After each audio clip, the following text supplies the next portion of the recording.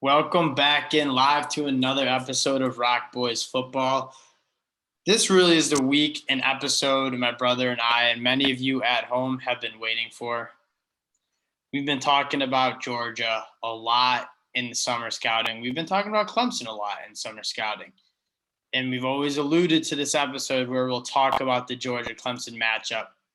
Well, today's that day. We are officially talking about that matchup, as it is this Saturday in Atlanta, Georgia.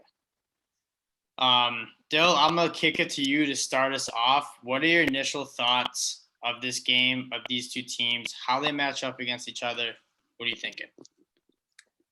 So just to touch on some of the injuries to start off to Georgia, which I think kind of stinks a little bit, but I think the primary injuries are coming on the offensive skill side of the ball at tight end with Eric Gilbert. I guess you might call him a wideout, but Eric Gilbert and Darnell Washington not being able to play this game, along with Dominic Blaylock, which I think is a somewhat of a lesser loss because I don't think he was slated to probably be quite as productive as the other two are involved, at least in the offense. So I think just starting off, yeah, those losses are going to hurt, but I don't think it's a huge deal for Georgia just because what they want to do is run the ball. And I think the slight lack of athleticism at linebacker for Clemson may be exposed a little bit here because with a Georgia offensive line that's been really pretty good for the past however long Kirby Smart's been there, certainly. And I don't think that's going to change this year. I think they'll be able to kind of fend off that really the powerhouse defensive line that Clemson's bringing in. Not dominate them, but keep them from dominating the game in a sense. And I think it's like you're going to need to see a lot out of the Balin Spector and James Skalski, which they've not really shown to be an elite linebacking unit. And I think they will give up some rushing yards. So I think despite the injuries on offense, I still see Georgia as being able to move the ball effectively just by the ability for them to run the ball and get running backs in space and make some plays, especially James Cook. I see as a guy who is very hard for them to match up with because of what he does. Yeah, I don't feel like James Skalski, Brandon Spector will – I think they'll struggle if you have that matchup where you think Skalski or Spector can run up the field with James Cook in space and coverage, James Cook being kind of more that passing threat, third down back, it will be a problem for them. I agree with that. Yep. Yeah, and then I think flip over, the only real loss on defense is Tyke Smith, who – is a loss, but I think you can generally replace a nickel cornerback. Not that we've even seen Tyke Smith at Georgia play yet. So I still think they're going to be okay. And I think the power unit on that defense is their defensive line. That's going to have probably three guys who are going to be really hard to deal with in Devontae Wyatt and number 88's name again? Jalen Carter, right? He's my dog, well, I think bro. Jalen Carter and Adam Jordan Anderson. Davis. And Jordan Davis. Don't forget Jordan Davis. Sorry. Yeah, I think those, so let's say four, are going to be a handful, especially the guys inside with Wyatt and Wyatt Carter and Jordan Davis. I just think if you watch that Ohio State game, you kind of see that interior offensive line is not close to being what it needs to be. And I don't think that's going to change. The same guys are going to play again, and that's a much better defensive line unit than what Ohio State brought in.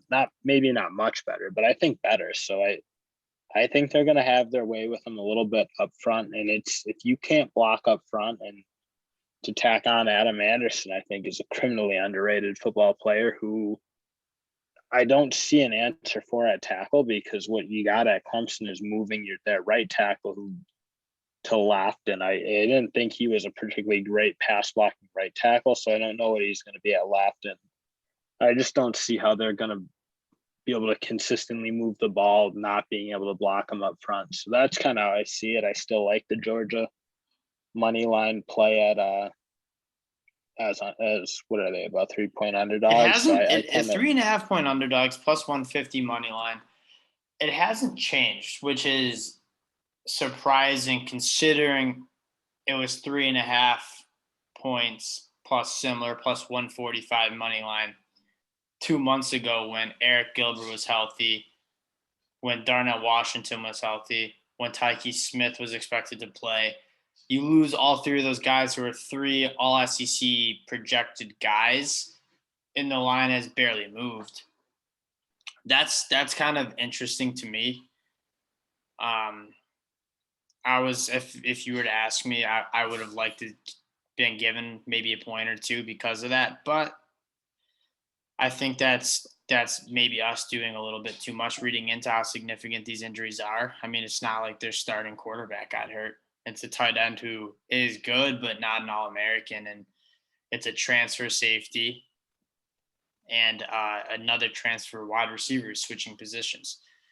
And so it's not discounting the talent or impact that those three guys have, but I think Vegas is being maybe a little bit more rational and reasonable as other Georgia fans are being more emotional. Well, I guess my thoughts are, and you might have an opinion, is it doesn't hurt the places where Georgia needs to be really good. And I think that is their ability to expose Clemson is probably mostly going to come in the run game and maybe using their running backs to get favorable matchups on two somewhat unathletic linebackers and being able to really control the ball line of scrimmage on defense. Now, I don't mean just control it, but dominate it to an extent that makes it very hard for Clemson to move the ball. So I think the two units that they need to be strong were largely unaffected by what happened. Maybe you could argue Darnell Washington as a blocking tight end is a bit of a loss. I think that is probably the biggest. I mean, he's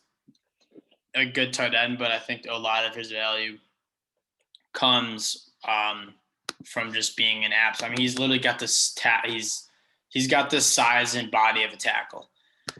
Getting into kind of what I think about Georgia, and it's no secret they're my favorite team in the country this year, and really they still are. I'm a little bit concerned looking at like projected depth charts because I see Warren Erickson not slated to play, which I liked what he brought last year. They got Jamari Slayer still at that left tackle spot. I think he's best in most natural position as guard, but that must be Amarius Mims, Broderick Jones, just they're not ready to go yet. Justin Schaefer is going to be about as consistent as he is at that guard spot. And so I think that's pretty solidified. Is Warren Erickson hurt, or is he? He was dealing with injuries, and so I don't know. Yeah, I don't know what to do. And Kirby Smart's been like this. Kirby Smart's been like this all season. He has been, and I mean I don't blame him for it. I get it, but that's just how he's been. I think at the wide receiver spot, I mean, Jermaine Burton has a lot of talent. He's got a lot of athleticism. I think you just saw a really raw football player last year. I think he can settle in and get a little bit more technical, and I think he can be that wide receiver. And people forget that Karis Jackson, although I think played maybe one or two more games than George Pickens, had a almost identical stat line as George Pickens. He was very, very good. George Pickens got a lot of attention and credit, but Karis Jackson's very, very good player for this offense. And obviously, I think with Monken at the helm, JT Daniels is just getting more comfortable with this offense. And I think we're going to see as good of an offense from Georgia as we've seen. The reason I like Georgia so much, though, is that defense. Though I like the summary you gave, I'm not going to repeat myself, but I am going to give you my take on some of these guys because I think some important guys were left out. Obviously, Dill touched on the interior, Jordan Davis, Devontae Wyatt, Jalen Carter. You can throw like Trayvon Walker and Nazir Stackhouse in that too. I mean, those are like 5 really, really good football players, and you can just get fresh legs with them. I mean, they can rotate, run off and on the field. Jordan Davis, Jalen Carter, Devontae Wyatt being the guys I'm most excited about. Jordan Davis might be the best interior defensive lineman in the country this year. On the outsides, you got Nolan Smith and Adam Anderson. Adam Anderson's probably my favorite sleeper this year. He barely played last year, but when he did, he was almost every play was registering quarterback pressures or sacks. I mean, dude has one of the best get-offs in the line. I get he's a little undersized and might not play the run as well, but having him get another year in the weight room, put on some weight, I'm excited to see what he brings to the table this Saturday. I mean, he has to play. It doesn't make any sense to not see him on the field. Now, so especially I kind of what will. we talked about with his tackles. Like I just don't like this Clemson offensive line. I think they got exposed when they were playing a good Ohio State defensive line. Guess what? This Georgia team is specifically their defensive line. It's better. This Georgia defensive line is better than the Ohio State defensive line last year. And I think it will get very, very ugly. And for DJ, Dill, you help me out this last name, Uiagalelei. Yeah. It's his first, not his first game starting, but first game as a starter, as the captain of the offense. And I will note, not the athlete Trevor Lawrence is. No. And Trevor Lawrence was a guy who was like, he could make some plays with his feet when things broke down. I really don't see that out of Uiagalelei. DJ's a big body and he's hard to bring down, but he's not making people miss and putting on the jets like we've seen Trevor Lawrence do in the past. He doesn't have the speed. I think that offensive line, it got like both years they played Ohio State, they got exposed pretty good. But I think the only saving grace, and I think you saw it more in 2019, was Trevor Lawrence made a couple monster plays with his feet, and that's probably the reason they were able to sneak that game out in 2019. So you got to think that this is a huge mismatch up front and very concerning for Clemson and their ability to move it. Yeah, and they don't really have a guy who I think can create separation as like someone like Amari Rodgers last year. Justyn Ross. Quick separation, right? Because Booth and Ross are downfield guys. Like they're Booth. What is number 6's name again? I'm saying the corner. I was gonna say Andrew Booth switched sides. EJ Williams. Booth, I think you're thinking of EJ Williams. Yeah, AJ Williams. I think so. Those are two downfield threats, guys who make their plays and probably are going to need a little more time. Like you're right, Amari Rodgers was a quick slot guy who could get open quickly and make plays a little like with a little less time for Lawrence. So yeah, I think that's a fair statement that those guys are downfield threats that need some time, and I don't think they're going to have it. Yeah, finishing off on this defense, I think we have one of the better linebacking crews in the country for Georgia. Nakobe Dean and Quay Walker. Nakobe Dean's, I think, has a bona fide chance to be a first-team All-American, one of the more talented linebackers. I think if those instincts kind of come into play more as he kind of becomes more mature and more experienced, you don't want to be on the other side of the football. Dude's like a bullet out of a cannon or something. He plays with his hair on fire. I don't think that's it either, but he's a dog. Like he's very, very quick to the football. Quay Walker's a very good running mate. Running out Darian Kendrick playing against his old Clemson team. He's been banged up, but I think he'll be ready to go. Kaylee Ringo, that coveted top 5 player in the country 2 years ago. And Amir Speed will kind of share that other cornerback spot, and then Lewis Cine and Chris Smith to round out that secondaries. It's just a good group. It's a solid group. It's an experienced group on this defensive side of the ball. And I'm excited to see what they have. And I think that offense, if they can just run the ball, score some points, control the clock, which I certainly think they can with how good those running backs are. It should be good complementary football for Georgia. With just with a quarterback who can make the throws, who can be a bona fide playmaker. I mean, Stetson Bennett and quarterbacks we've seen, even Jake Fromm to an extent, like sometimes struggle to get his arm They respected. haven't had the guy. Yeah, Jake Fromm was close and those Georgia teams were awesome too. Like they were very, very close to national titles, obviously against Bama. That was a heartbreaking loss. So they've been right there. And this is the most talented we've seen this team and most complete, in my opinion. I mean, they have a very, very good quarterback, which they've seemingly just been missing. a full room of running backs. I think the offensive line is solid, and they've recruited the position well. That's probably the weak. I think it's saying something when we say like that might be the weakest unit, or their pass catchers with how decimated they are with injuries. And on the defensive side of the ball, it is just so loaded with just Yeah. 5 stars, first round talent. Just literally every single unit of that defense is filled with those guys. And so I mean, that that's my together with a thought is like the only unit I'm really concerned about coming in is that pass catching unit in terms of like.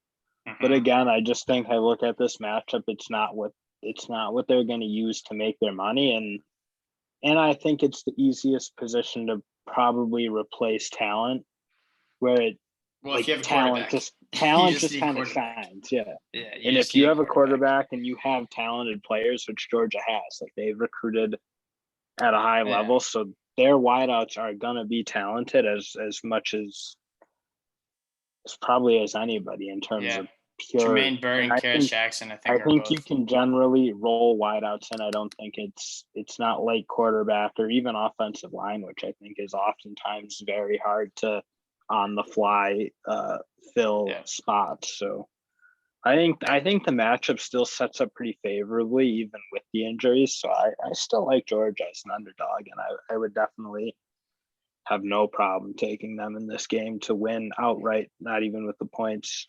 Yeah, I think that's my pick too. Let's talk about Clemson before we round out the episode. Us picking Georgia is no slight on this Clemson football team that I think is also a top 5 team. And pretty clearly a top 5 team. The offensive line is probably the biggest concern, and that's kind of what we've been talking about a lot, is it's kind of their weakness versus Georgia's strength. Jordan McFadden's is good, but they kind of are trying to find what works the rest of the way. They have a couple guys compete for that center spot. I think Walker Parks is going to be on the other side as a right tackle. But regardless of who they play, like, it wasn't very impressive that last game of the season we saw against Ohio State. And although they might look good against a Boston College or a Florida State or Wake Forest, those middle of the tier ACC teams, it's no secret when they got to play Ohio State, they got abused. I mean, Trevor Lawrence was getting hit left and right. And that's a protected schedule, of course, so they can hide a lot of errors for the most part in the ACC, and especially not playing out of conference against any of the big dogs until the playoffs. So so that's what I don't like about this team. There's a lot of things I do like about this team. I think the wide receiving pass catching unit's very good. Braden Galloway at the tight end spots, he's been good. I like him. I really like their wide receivers. I'm not really sure how healthy Justyn Ross will be. Coming off, obviously, that back injury and then going through COVID protocols, I would be very surprised if we see peak form Justyn Ross. But they also got a lot of guys I also like, EJ Williams, Frank Ladson, and Josh Nagata, who's probably my favorite wide receiver from like what I've read and what I've seen in the spring game. 6'3", 220, but very athletic and has phenomenal hands. At that running back position, Kobe Space and Lynn J. Dixon are solid. Lynn J. Dixon's a guy you just kind of want to root for. He's waited his turn behind Travis Etienne for a while. You got Will Shipley, who also coming in and will definitely be an X factor as a true freshman. I'm excited to see how they decide to use him. And then obviously DJ at the quarterback spot, who's showed that he's as good of a recruit as everybody thought he is. And but they're going to need I just think they're going to need more at the running backs. Like to slow that defensive line down, they're going to need somebody who is a proven dynamic player, maybe in the line of Etienne, who Will Shipley can be that guy, just not proven. You got to hope, but are you going to put that much stock in that unproven? So it's like, and they're going to need a running game, and they're going to need based on how kind of weak that O-line is, somebody who's really dynamic on their own. And I just don't see that and even Travis Etienne last year was not as dominant as he needed to be, because that offensive line could not run block. And imagine if you can't run the ball against this Georgia team, which it will be very hard to do with Devontae White and Jordan Davis in the middle of that line. Good luck, because if they're pinning their ears back and you're facing 3rd and 7s, 3rd and 8s, it's going to be hard to convert those because Georgia can get pressure with 4. They have good corners on the outside. That's not how you want to play Georgia. And so if you can't run the ball, these Georgia guys are pinning their ears back. Not a good recipe for Clemson. And so that's kind of what we've been talking about, why they're going to lose this game is that. Defensive side of the ball, this front seven is disgusting. This defensive line is the front line. 4 is very good. I don't think the front 7 as a whole is great because I really don't love the linebacking unit. I mean, we don't need to talk. Good. We don't need to talk about the defensive line. Like, I think everybody knows they're incredible. Are they better than Georgia? But so close. It's actually the only so reason close. I Probably kind the 2 best of know lines. is because they don't have the same edge rushing. I think Myles Murphy, as good as he is a little bit more of a power. He almost I think where he thrives is power rush. So I think just in terms of a complete team, I think Georgia may be a little bit of an edge and experience, just an older, not much less talented, if at all, but just an older, more experienced and deeper group.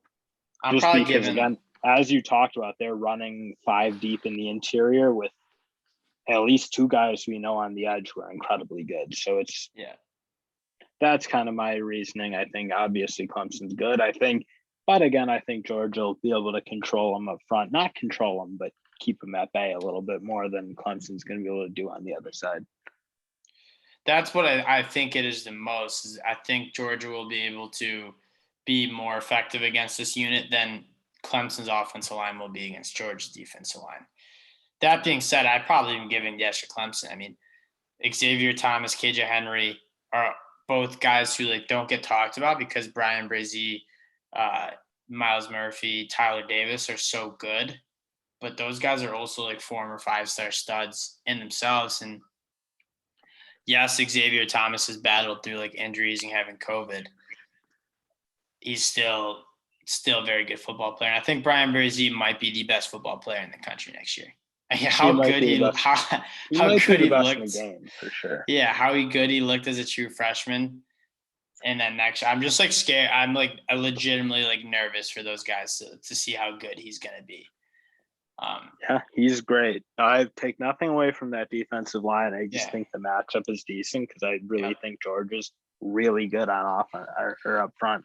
Yeah, and I think on the back end, I think Clemson will probably fare very well against this pass catching unit. But again, I think that's not exactly what Georgia's going to be trying to do anyway. And we'll see. I think George will be able to do enough throwing the ball, although I don't think they're going to put up 300 yards or even close to that. No, but that's not how Georgia plays anyways.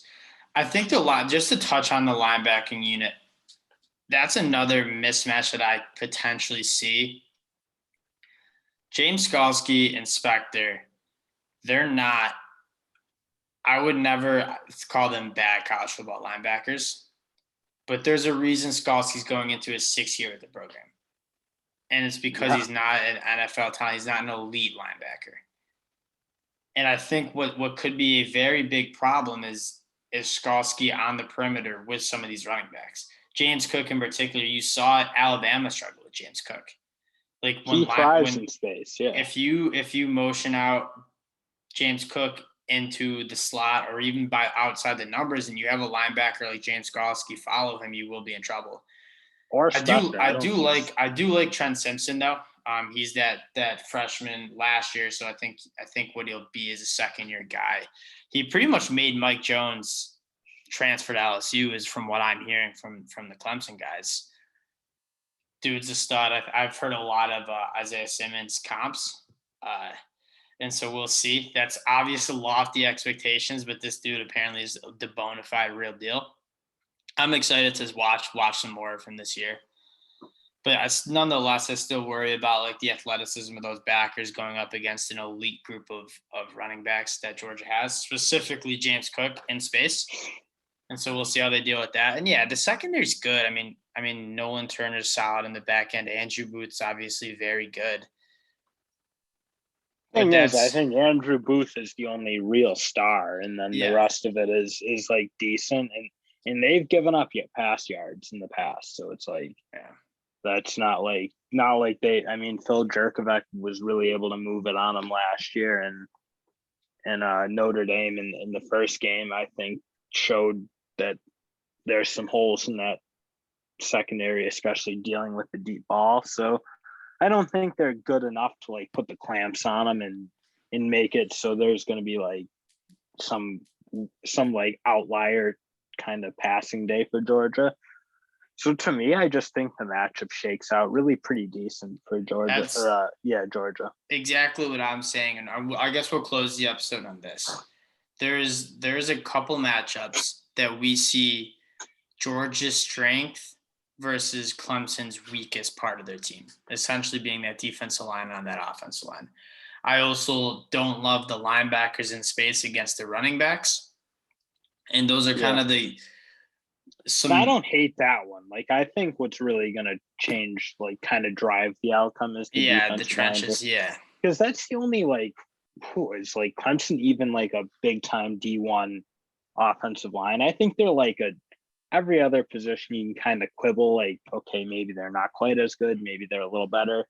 I think that's kind of how I see the other spots in this And it's game. hard to get around that matchup. You know what I mean? Like if your offensive line can't block the guys in front of you, you can't run the ball as well and you can't throw the ball. And so it's like that affects every aspect of your offense versus if you have some other problems or other matchups, like say the corners are just really sticky to the wideouts, like you can run the ball or get like some more screens and like quicker passes. Yeah, creative. You can create. You can't really get around unless you start just chipping with running backs and tight ends, which takes away from the rest of your offense. You start using Brandon Galloway or Will Shipley or Lynn J. Dixon to have to chip Adam Anderson. The only teams I've seen do it are maybe the early Chip Kelly Oregons, and then some of the Mike Leach teams again. Like I hate to bring those two back up, but like those are guys who.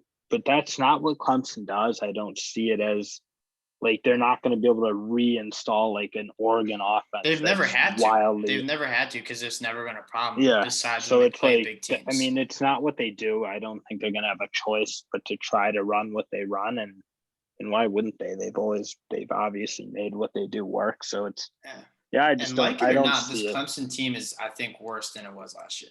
I think this Georgia team's better.